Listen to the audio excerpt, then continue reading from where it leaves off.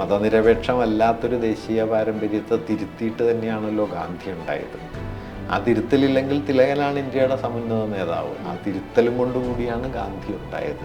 അതുകൊണ്ട് ഗാന്ധി രാഷ്ട്രപിതാവാണെങ്കിൽ സംശയരഹിതമായിട്ടും സെക്യുലറിസം ഇന്ത്യയുടെ അടിസ്ഥാന മൂല്യമാണ്.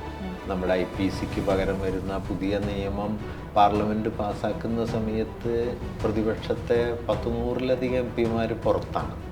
ഞാൻ പറയുന്നത് ഒരു 200 വർഷം ഇന്ത്യയിൽ നിലനിന്നൊരു നിയമം മാറ്റി പുതിയൊരു നിയമം വരുന്ന സമയത്ത് വാസ്തവത്തിൽ പ്രതിപക്ഷം അവിടെ ഇല്ല എന്ന് പറഞ്ഞു കഴിഞ്ഞാൽ വാസ്തവത്തിൽ പാർലമെൻ്ററി ഡെമോക്രസിയുടെ അടിസ്ഥാനം തന്നെ തകർന്നിരിക്കുന്നു എന്നാണ്. അംബേദ്കർ സൂചിപ്പിക്കുന്ന ഒരു കാര്യം എന്താണെന്ന് വെച്ച് കഴിഞ്ഞാൽ, നിങ്ങൾക്ക് എത്ര മെച്ചപ്പെട്ട ഭരണഘടന ഉണ്ടായിട്ടും കാര്യമില്ല, അത് കൈകാര്യം ചെയ്യുന്നവർ അതിനോട് പ്രതിബദ്ധതയുള്ളവരാവണം. അതേസമയം ഹിന്ദുത്വം അന്നും ഇതിനെതിരാണ്, ഇന്നും ഇതിനെതിരാണ്. അവർ സ്വാതന്ത്ര്യ സമരത്തിന് തന്നെ എതിരായിരുന്നു, എന്നിട്ട് വേണമല്ലോ മറ്റെന്തെങ്കിലും ചെയ്യാൻ. അന്ന് സ്വാതന്ത്ര്യ സമരത്തെ സമ്പൂർണ്ണമായി തകർക്കാൻ ശ്രമിച്ച ഒരു വാസ്തവത്തിൽ അതിനെതിരെ നിന്നൊരു പാരമ്പര്യമാണ് ഹിന്ദുത്വത്തിൻ്റേത്. അത് കേരള സ്റ്റോറി എന്ന് പറയുന്ന ആ സിനിമയുടെ രൂപപ്പെടലും അതിൻ്റെ പ്രചാരണവും ഒക്കെ വളരെ ആസൂത്രിതമായിട്ടുള്ള, ഞാനതിനെ പൊളിറ്റിക്കൽ ക്യാമ്പയിൻ എന്ന് പോലുമല്ല കാണുന്നത്, ഒരു സമൂഹത്തിനുള്ളിൽ പകയും വിദ്വേഷവും വെറുപ്പും വളർത്തുക എന്ന ഒരു തരത്തിലുള്ള ഒരു ഫാഷിസ്റ്റ് മനോഭാവത്തിൻ്റെ ഏറ്റവും പ്രധാനപ്പെട്ട ഒരു ആവിഷ്കാരമാണ്.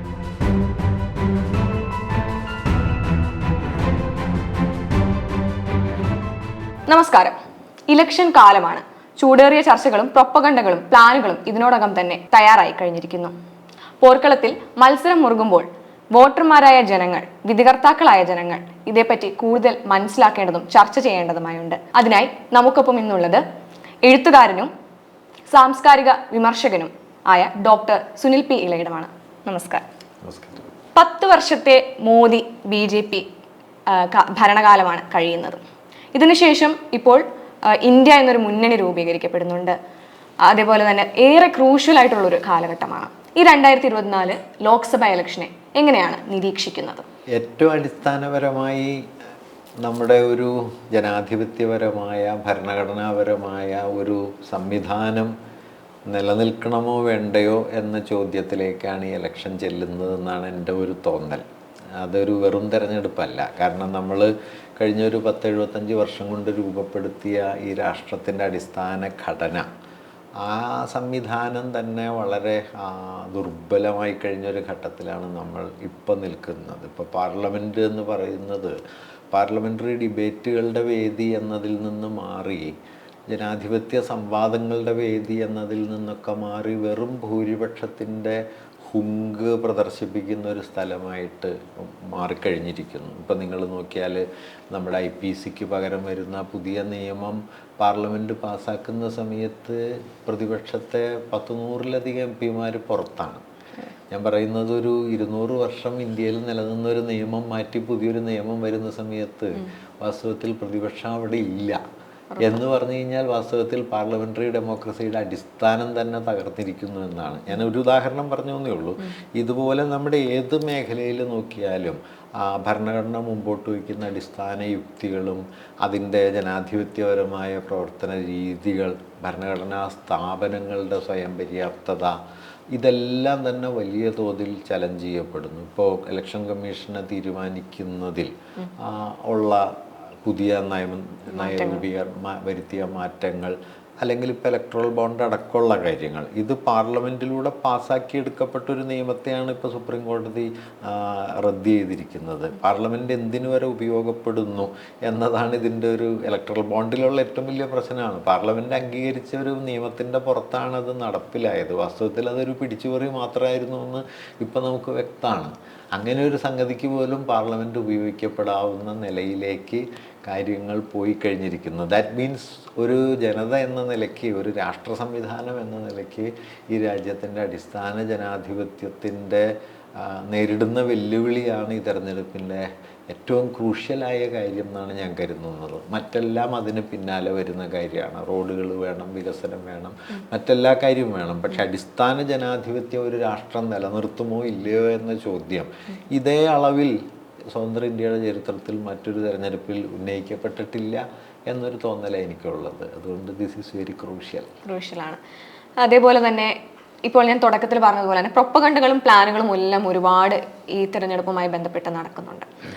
വോട്ടർമാർ ഏറെ ശ്രദ്ധിക്കേണ്ട സമയമാണ്. ഇതിലൊന്നും വീഴാതെ ഏതാണ് പ്രൊപ്പഗണ്ടകൾ, എന്താണ് പ്ലാൻ എന്നൊന്നും അതെല്ലാം ഏതൊക്കെയാണെന്ന് മനസ്സിലാക്കേണ്ടതായിട്ടുള്ളൊരു അവസ്ഥയുണ്ട്. വോട്ടർമാർ ഇലക്ഷൻ ബൂത്തിലേക്ക് പോകുമ്പോൾ ശ്രദ്ധിക്കേണ്ടതായിട്ടുള്ള കാര്യങ്ങൾ എന്തൊക്കെയാണ്? ഞാൻ കരുതുന്നത്, ഒന്ന്, ഈ പ്രൊപ്പഗാൻഡ നമ്മുടെ സാമൂഹ്യ ബോധത്തെ വലിയ തോതിൽ വിഴുങ്ങിക്കഴിഞ്ഞൊരു കാലത്താണ് നമ്മൾ നിൽക്കുന്നത്. അതിപ്പോൾ മാധ്യമങ്ങളെ നോക്കിയാൽ തന്നെ അടിസ്ഥാന വസ്തുതകൾ പൊതുസമൂഹത്തിൻ്റെ മുമ്പിൽ എത്തിക്കുന്നതിനേക്കാൾ പ്രൊപ്പഗാൻഡ മെറ്റീരിയൽസ് വിതരണം ചെയ്യുന്നൊരു സംവിധാനമായിട്ട് നമ്മുടെ വലിയൊരു വിഭാഗം മാധ്യമങ്ങൾ മാറിക്കഴിഞ്ഞിട്ടുണ്ട്. വാസ്തവത്തിൽ നമ്മൾ നാലാം തൂണെന്നൊക്കെ പറയുന്നതിന് വിദൂരമായൊരർത്ഥം പോലും ഇല്ലാത്ത മട്ടിലേക്ക് നമ്മുടെ മെയിൻ സ്ട്രീം മീഡിയ മാറിക്കഴിഞ്ഞിരിക്കുന്നു.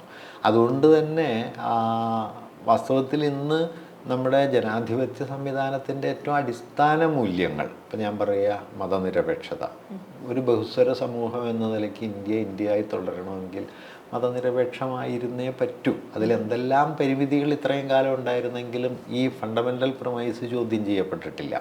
ഇന്ന് അത് ചോദ്യം ചെയ്യപ്പെടുന്നുണ്ട്. ഇതൊരു മതരാഷ്ട്രമാകണം എന്ന് കരുതുന്ന വലിയൊരു വിഭാഗം ആളുകളുണ്ട്, ഭരണകൂടം അടക്കം. അത് ഒരു മുഖ്യമായ കൺസേണാണ്.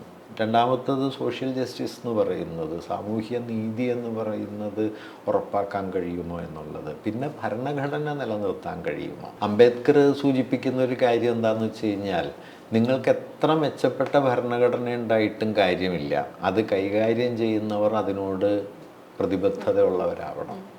ഇപ്പോൾ സംഭവിക്കുന്നത് എന്താണെന്ന് വെച്ച് കഴിഞ്ഞാൽ, ഇപ്പം അടിയന്തരാവസ്ഥ പോലും ഭരണഘടനയിലെ ഒരു വകുപ്പ് പിന്നെ ദുരുപയോഗം ചെയ്തതായിരുന്നു എന്ന് നമുക്കറിയാം.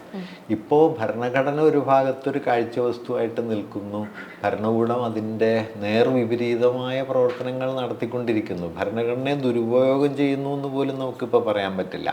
അതിനെ അപ്പാടെ മാറ്റിവെക്കുന്ന സ്ഥിതിയാണ് ഉള്ളത്. അതിപ്പോൾ അവസാനം നടന്ന സംഗതികളൊക്കെ നോക്കിയാൽ നമുക്കിത് കാണാൻ പറ്റും. അതുകൊണ്ട് മതനിരപേക്ഷത, ഭരണഘടനാപരമായ ഭരണകൂട പ്രവർത്തനങ്ങൾ, അതുപോലെ തന്നെ സാമൂഹ്യ നീതി, ജനാധിപത്യത്തിൻ്റെ അടിസ്ഥാന തത്വം. ജനാധിപത്യത്തിൻ്റെ അടിസ്ഥാന തത്വം ഒരിക്കലും കേവല ഭൂരിപക്ഷമല്ല. കേവല ഭൂരിപക്ഷത്തെ ജനാധിപത്യമായി കണ്ടാൽ നമുക്ക് ഈ മെജോറിറ്റേറിയനിസവും ഡെമോക്രസിയും തമ്മിലുള്ള വ്യത്യാസം തിരിച്ചറിയാൻ പറ്റാണ്ടാവും. മെജോറിറ്റി നമ്മൾ നോക്കുന്നത് ഒരു ഗവൺമെൻറ്റിനെ രൂപപ്പെടുത്താൻ ഏത് പാർട്ടിക്കാണ് അർഹത എന്നൊക്കെ തീരുമാനിക്കാനുള്ളൊരു പ്രായോഗിക മാനദണ്ഡമാണ് ഭൂരിപക്ഷം എന്നുള്ളത്. തിരഞ്ഞെടുക്കപ്പെട്ട ഗവൺമെൻറ് പ്രവർത്തിക്കേണ്ടത് കേവലമായ അവരുടെ ഭൂരിപക്ഷ ബോധം കൊണ്ടല്ല, ഈ രാജ്യത്തിൻ്റെ മുഴുവൻ സംസ്കാരത്തെയും വൈവിധ്യത്തെയും ഉൾക്കൊള്ളുന്ന നിലയ്ക്കാണ്. അങ്ങനെ ഉൾക്കൊള്ളണമെങ്കിൽ ഏറ്റവും പ്രാഥമികമായി വേണ്ടത് വ്യത്യസ്തങ്ങളായ വീക്ഷണങ്ങളോട് എൻഗേജ് ചെയ്യാനുള്ള സന്നദ്ധതയാണ്. ഇപ്പോൾ ജനാധിപത്യത്തെക്കുറിച്ച് എപ്പോഴും പറയുള്ളൂ, റൈറ്റ് ടു ഡിസെൻറ്റ് എത്ര പ്രൊട്ടക്റ്റ് ചെയ്യപ്പെട്ടു, അതാണ് വിയോജിക്കാനുള്ള അവകാശം എത്രത്തോളം സംരക്ഷിക്കപ്പെടുന്നു എന്നുള്ളതാണ് ജനാധിപത്യത്തിൻ്റെ കാതൽ. ഇന്നിപ്പോൾ നമ്മൾ കാണുന്നത് വിയോജിക്കാനുള്ള അവകാശത്തെ സമ്പൂർണ്ണമായി റദ്ദാക്കുകയാണ്. ഇന്ത്യയുടെ ചരിത്രത്തിൽ ആദ്യമായി അർദ്ധരാത്രി ഒരു മുഖ്യമന്ത്രിയെ അറസ്റ്റ് ചെയ്ത് കൊണ്ടുപോയി ജയിലിൽ അടയ്ക്കുന്നു. അത് ഈ പറയുന്ന ED പോലുള്ള ഇലക്ഷൻ്റെ തൊട്ട് മുമ്പിൽ വെച്ച് ED പോലുള്ള സംവിധാനങ്ങൾ ഇന്ന് ഇന്ത്യയിൽ എങ്ങനെയാണ് ഉപയോഗിക്കപ്പെടുന്നതെന്ന് നമുക്ക് ഒറ്റ നോട്ടത്തിൽ കാണാം. അപ്പം ഞാൻ പറഞ്ഞത്, അങ്ങനെ ഒരു അടിസ്ഥാന ജനാധിപത്യത്തെ സംരക്ഷിക്കുക എന്നത് ആണ് ഞാൻ കരുതുന്നിടത്തോളം ഈ മതനിരപേക്ഷതയുടെ, ജനാധിപത്യത്തിൻ്റെ, സാമൂഹ്യ നീതിയുടെ, ഭരണഘടനാ തത്വങ്ങളുടെ സംരക്ഷണം എന്നതാണ് ഒരുപക്ഷെ ഈ തെരഞ്ഞെടുപ്പിൽ ഒന്നാമതായി പരിഗണിക്കേണ്ട കാര്യം. വികസനത്തിൻ്റെയും മറ്റും കാര്യങ്ങൾ നിശ്ചയമായിട്ടുണ്ട്, പക്ഷേ ഇതിനേക്കാൾ പ്രധാനമല്ല. ആരോ പറഞ്ഞ പോലെ നമുക്ക് ചുമരുണ്ടെങ്കിൽ മാത്രമേ പിന്നെ ചിത്രം എഴുതാൻ പറ്റൂ. ഈ ചുമര് നിലനിൽക്കോ ഇല്ലേ എന്നുള്ള ചോദ്യം ആണ് പ്രധാനം. ഈ നിലവിലെ അവസ്ഥയിലേക്ക് വരുന്ന സമയത്ത്, അതിനു മുൻപേ നമുക്ക് കുറച്ച് കാലങ്ങൾക്ക് മുൻപ് റിപ്പബ്ലിക് ദിനത്തിൽ ഗവൺമെന്റിന്റെ, സെൻട്രൽ ഗവൺമെന്റിന്റെ ഇൻസ്റ്റാഗ്രാം അക്കൗണ്ടിൽ നിന്നൊരു പോസ്റ്റ്, അതായത് ഇന്ത്യയുടെ പ്രിയാമ്പിൾ എന്നുള്ളത് ഒരു പോസ്റ്റ് പോവുകയുണ്ടായി. ആ പോസ്റ്റിൽ മതനിരപേക്ഷത, സെക്യുലറിസവും സോഷ്യലിസവും ഉണ്ടായിരുന്നില്ല.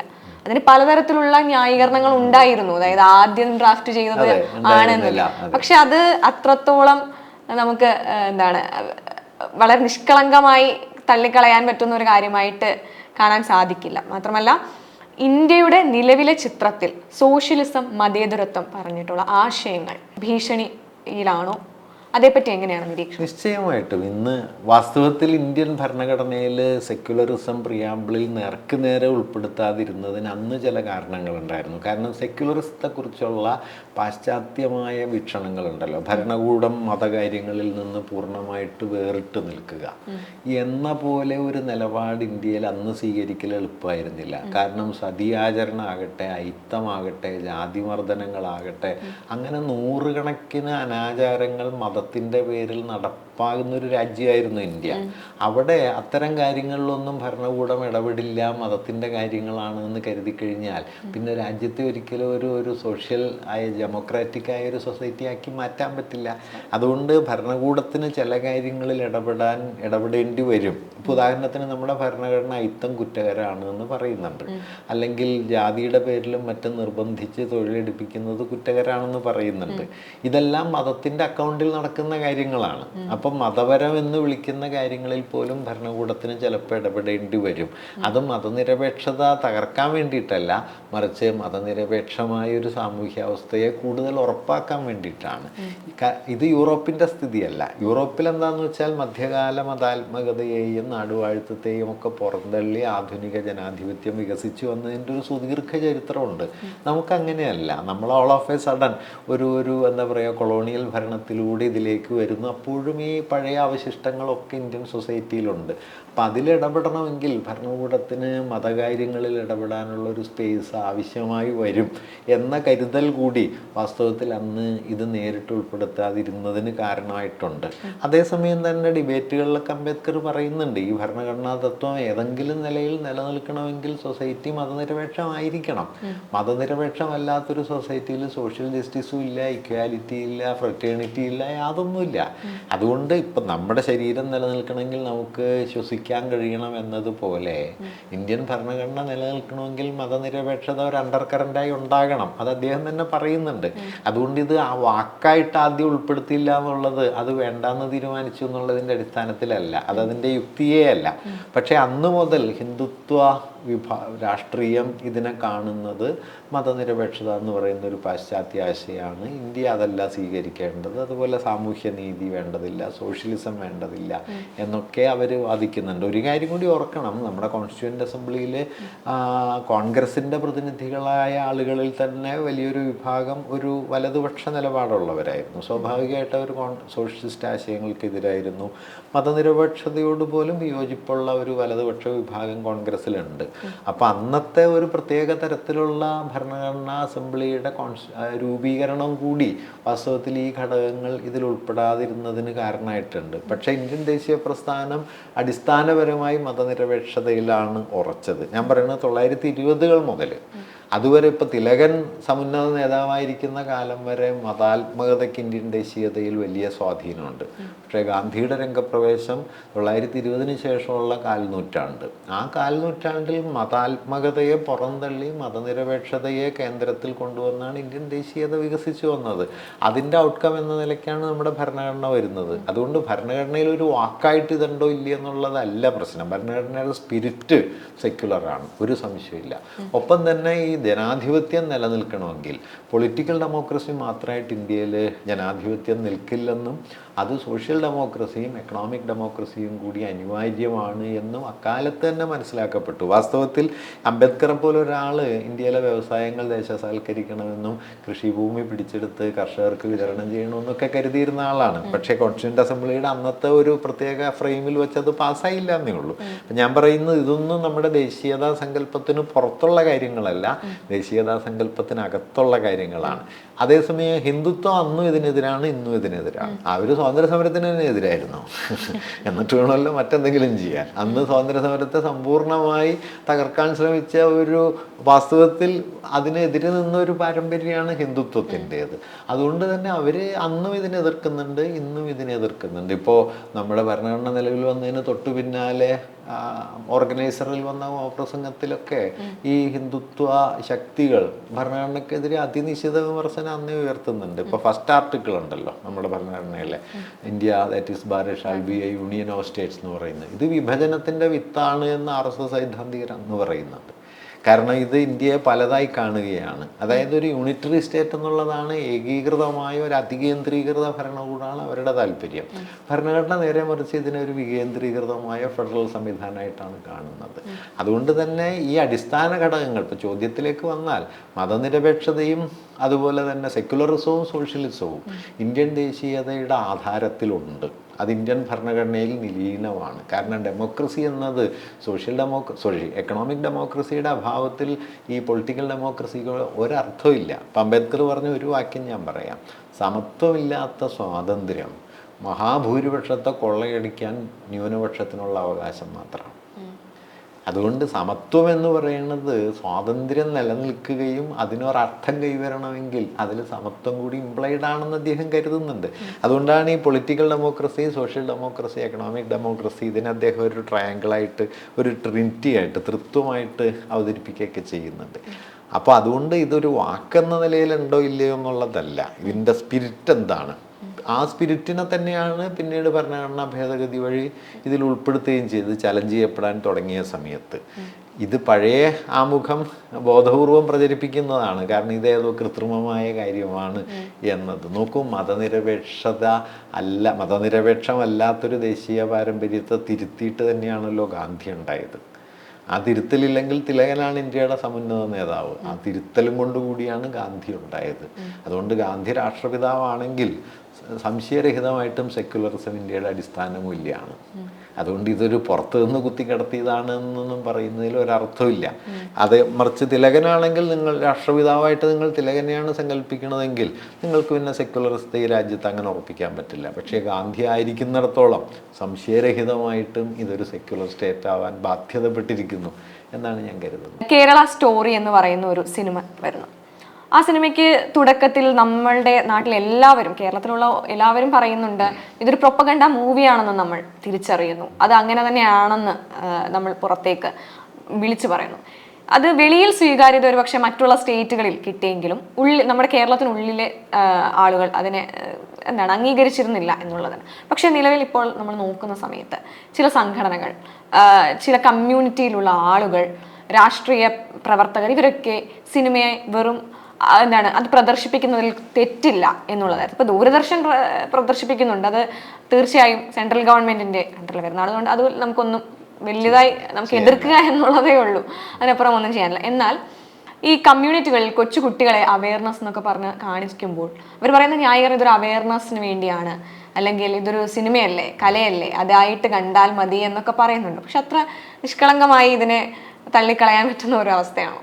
നിശ്ചയമായിട്ടുമല്ല. കേരള സ്റ്റോറി എന്ന് പറയുന്ന ആ സിനിമയുടെ രൂപപ്പെടലും അതിൻ്റെ പ്രചാരണവും ഒക്കെ വളരെ ആസൂത്രിതമായിട്ടുള്ള, ഞാനതിനെ പൊളിറ്റിക്കൽ ക്യാമ്പയിൻ എന്ന് പോലുമല്ല കാണുന്നത്. ഒരു സമൂഹത്തിനുള്ളിൽ പകയും വിദ്വേഷവും വെറുപ്പും വളർത്തുക എന്ന ഒരു തരത്തിലുള്ള ഒരു ഫാഷിസ്റ്റ് മനോഭാവത്തിൻ്റെ ഏറ്റവും പ്രധാനപ്പെട്ട ഒരു ആവിഷ്കാരമാണ്. കാരണം ഫാഷിസം എന്താ ചെയ്യുന്നതെന്ന് വെച്ച് കഴിഞ്ഞാൽ, അവരുടെ ഒരു മോഡസ് ഓപ്പറാൻഡിയിൽ ഏറ്റവും പ്രധാനപ്പെട്ട ഒരു കാര്യം മനുഷ്യർക്കിടയിലാകാവുന്നത്ര പക വരുത്തുക, വെറുപ്പുണ്ടാക്കുക, വിദ്വേഷം ഉണ്ടാക്കുക. നോക്കൂ, എല്ലാ മനുഷ്യർക്കിടയിൽ ഏറിയും കുറഞ്ഞും തർക്കങ്ങളൊക്കെ ഉണ്ടാവും. പക്ഷേ ഈ തർക്കങ്ങൾക്കെല്ലാം അപ്പുറം മനുഷ്യർക്ക് സാഹോദര്യ ഭാവന ഉണ്ടാവും. ഇത് നശിപ്പിക്കുക എന്നുള്ളത് ഈ ഫാഷിസ്റ്റുകൾ ലോകമെമ്പാടും സ്വീകരിക്കുന്ന ഒരു യുക്തിയാണ്. അത് അവർ ഈ കേരള സ്റ്റോറി വഴി കേരളത്തിനെതിരെ ഒരു വലിയ ക്യാമ്പയിൻ മെറ്റീരിയലായിട്ടും ഇത് കടത്തിക്കൊണ്ടുവരാനുള്ള ഒരു ഉപകരണമാക്കി. ഇപ്പം ഇത് വലിയ തോതിൽ ചലഞ്ച് ചെയ്യപ്പെട്ടല്ലോ. ഇപ്പം എൻ്റെ ഒരു സുഹൃത്ത് കഴിഞ്ഞ ദിവസം FB ഒരു പോസ്റ്റ് ഇട്ടിട്ടുണ്ടായിരുന്നു. 10 ഇങ്ങനെ മതം മാറ്റി IS പോയ 32,000 പേരെന്നാണല്ലോ ഇത് പറയുന്നത്. 10 പേരുടെ പേര് തന്നാൽ 1 കോടി രൂപ തരാം എന്ന് അദ്ദേഹം കഴിഞ്ഞ ദിവസം പോസ്റ്റ് ഇട്ടിട്ടുണ്ടായിരുന്നു. ഞാൻ പറഞ്ഞത് ഈ പ്രദർശിപ്പിച്ച ആരെങ്കിലും അതിനോട് പ്രതികരിക്കാൻ അവർക്ക് ഉത്തരവാദിത്വം ഉണ്ടെന്നാണ് കരുതുന്നത്. നോക്കൂ, നമ്മളിപ്പോൾ 100 പേരൊരു സമൂഹത്തിലുണ്ടെങ്കിൽ ആ 100 പേർക്കും 100% ഒരേപോലെ ജീവിക്കാൻ കഴിയില്ല. 100 പേര് വേണ്ട, 2 പേരുണ്ടെങ്കിൽ ആ 2 പേർക്കിടയിൽ അഭിപ്രായ ഭിന്നതകൾ ഉണ്ടാകും. നോക്കൂ, അഭിപ്രായ ഭിന്നതകൾ എന്ന് പറയുന്നത് ശത്രുതയല്ല, വ്യത്യാസങ്ങളെല്ലാം ശത്രുതയല്ല, വ്യത്യാസങ്ങളോടെയാണ്. ഒരു മരത്തിൽ 100 ഇല ഉണ്ടെങ്കിൽ 100 തരമായിരിക്കും അത്. ഒരേ മരത്തിലെ ഒരേ ഇലകളാണെന്ന് നമ്മൾ കരുതുമ്പോൾ സൂക്ഷിച്ചു നോക്കിയാൽ വ്യത്യാസമുണ്ടാകും. അത് പ്രകൃതിയുടെ സ്വഭാവമാണ്. ഇതിനെ ശത്രുതയാക്കാനും ഇതിൽ വിദ്വേഷം പരത്താനും ശ്രമിക്കുന്ന സമയത്ത് വാസ്തവത്തിൽ അതൊരു പ്രകൃതി വിരുദ്ധതയാണ്. ചരിത്രം എത്രയോ ദീർഘകാലം കൊണ്ട് നമുക്കുണ്ടാക്കി തന്ന ഒന്നാണ് നമ്മുടെ സാഹോദര്യം. അതിന് പല ഘടകങ്ങളുണ്ട്. നമ്മുടെ ഡെമോഗ്രഫി അതിലൊരു കാരണമാണ്. പിന്നെ നമ്മുടെ നവോത്ഥാനത്തിൻ്റെ ഒരു ചരിത്രമുണ്ട്. അങ്ങനെ രൂപപ്പെട്ടു വന്ന വലിയൊരു പാരമ്പര്യത്തിൻ്റെ പുറത്തല്ലേ വാസ്തവത്തിൽ കേരളത്തിൽ ക്രൈസ്തവർ പോലും സുരക്ഷിതരായി ജീവിക്കുന്നത്. ഇവർ സ്റ്റാൻസാമിയെ ഓർക്കണ്ടേ? ഇവർ ഒറീസയിൽ കത്തിച്ച് കളഞ്ഞ ആ പുരോഹിതനെയും അയാളുടെ കുഞ്ഞുങ്ങളെയും ഓർക്കണ്ടേ? ഇവർ വേട്ടയാടപ്പെടുന്ന കന്യാസ്ത്രീകളെ ഓർക്കണ്ടേ? ഇതൊന്നും ഓർക്കാതെ ഈ ഹിന്ദുത്വത്തിൻ്റെ വിടുപണി ചെയ്യാനായിട്ട് ഇവർ ഈ ക്യാമ്പയിനുമായിട്ട് ഇറങ്ങുമ്പോൾ അതാണ് ഞാൻ പറഞ്ഞത്. ഇത് അടിസ്ഥാനപരമായ ഒരു പൊളിറ്റിക്കൽ ക്യാമ്പയിൻ പോലുമല്ല. ഇത് അടിസ്ഥാനപരമായി അവരുടെ തന്നെ മതം മുമ്പോട്ട് വയ്ക്കുന്ന മൂല്യത്തിനെതിരായി അവർ തന്നെ നടത്തുന്ന യുദ്ധമാണ്. അതെപ്പോഴെങ്കിലും അവർ തിരിച്ചറിയും. കർത്താവ് പണ്ട് പറഞ്ഞത് അവർക്കൂടി വാദകമാണ്, ഇവർ ചെയ്യുന്നത് എന്തെന്ന് ഇവരറിയുന്നില്ല എന്ന്. അറിയാഞ്ഞിട്ടൊന്നുമല്ല കേട്ടോ, ഇതെല്ലാം വലിയ പലതരം അജണ്ടയുടെ ഭാഗമാണ്.